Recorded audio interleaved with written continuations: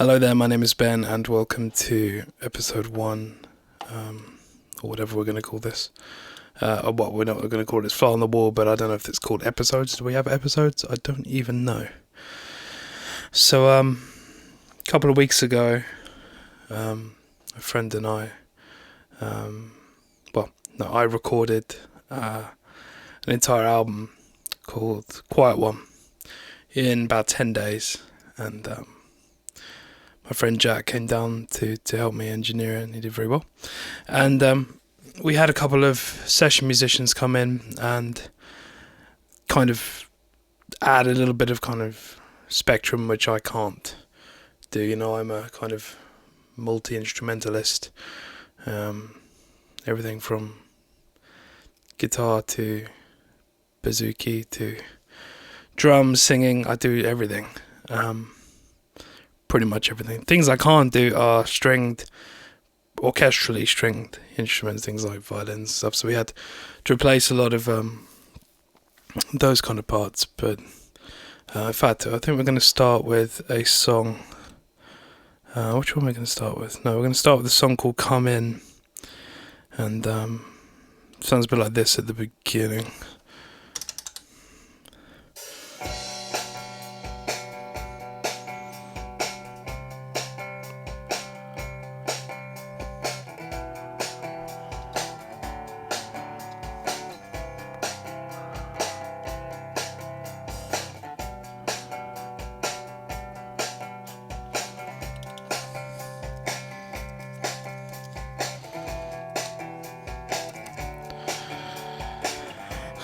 So, in terms of the album, this one's got to be one of the fastest songs on the album. It's not a very fast album at all, but this was a song that wasn't written this way before, but only sounded good this way. It was strange. It did the opposite of what songs normally do, which is slow down in my case. And so for this, the drums are the only thing that I'm not playing. There's piano, there's drums. And it was recorded by a guy called Ben. If I just group these quickly, we can play you the drums. We did loads of drums, blimey. Drums. Edit. I think that's those technically are drums. So these are the drums. Get them up here. So this is what the drums sound like on their own. These are recorded in here, literally on this black thing, this carpet. And they have in fact, they're not as roomy as I thought they would be. It's strange, but they came out really well. So these are made up of 7 tracks, ranging from this, which was a ribbon mic, which was placed about 5 foot away from the drums. Picking up a bit more of the room is the roomiest mic. Can I increase it for you?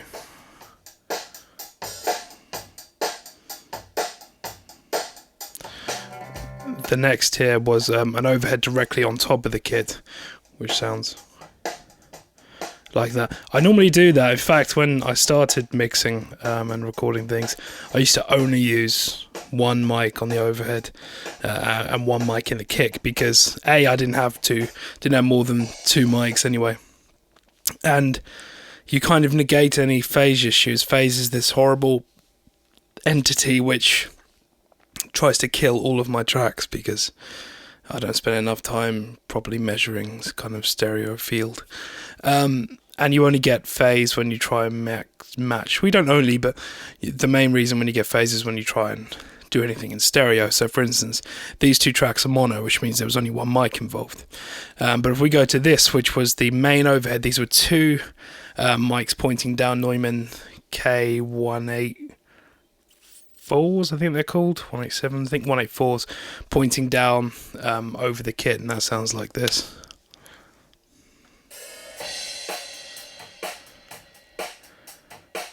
So the rooms together, if we add all 3 mics in, we get that. which actually isn't bad. I mean, although the one ribbon mic in particular, this one has a bit of room in it, it's not too bad.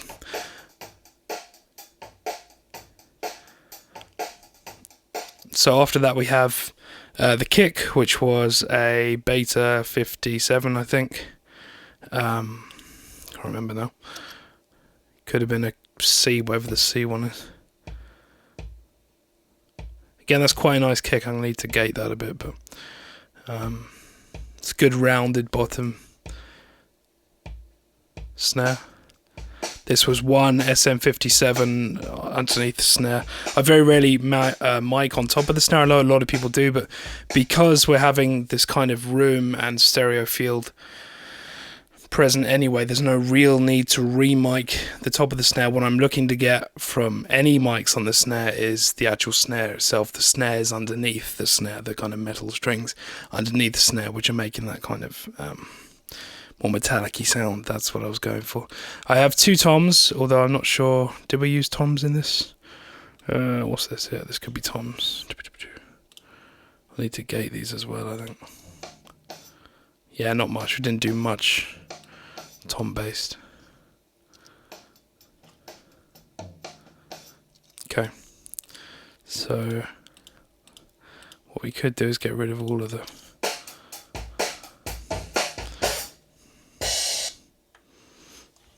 go back and let's just play from.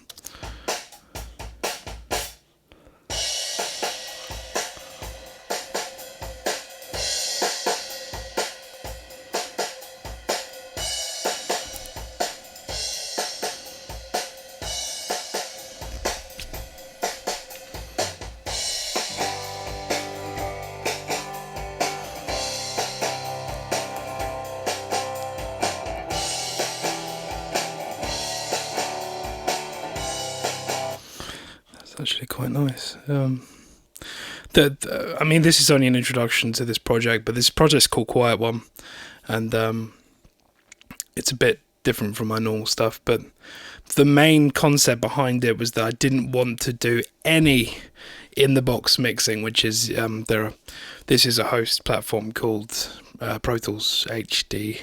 Oh, it's not called that anymore, is it? It's called what is it called? No, it's just called Pro Tools. Because it's changed recently and I don't know what the distinction is. Anyway, this is a Pro Tools HDX3 system. And you can add things called plugins and just a shitload of stuff, essentially, which I don't want. And I wanted to do it all myself, all analog and all out of the box. And that's the big distinction between this and a lot of projects that I work on, is that this doesn't get touched. It's literally the mics. There will be a tiny bit of compression and gating, but mainly on the drums, which is why I'm trying to get an idea about what's going on with the drums. They don't sound too bad on this one. If we had the drums and the bass together. What have we got? So we've got two basses here. So this is a bass amp that was mic'd next door.